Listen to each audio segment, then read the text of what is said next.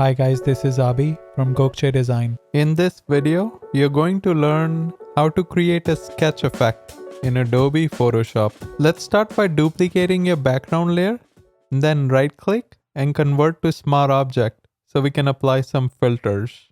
Change the blend mode of this layer to linear dodge, then go to the filter menu and choose Unsharp Mask from the sharpen dropdown.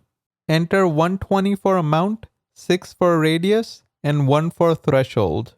Use the Control or Command I shortcut to add an invert adjustment, then go back to the filter menu and this time choose Gaussian Blur from the blur dropdown. Enter 20 pixels for radius, then bring in a curves adjustment layer. Change the blend mode to linear burn, then drag the black slider towards the right to control the intensity of the sketch to your liking. Finally, let's look at the before and after images. Looks good to me. Make sure you like, subscribe, and turn on the notification bell. Until next time.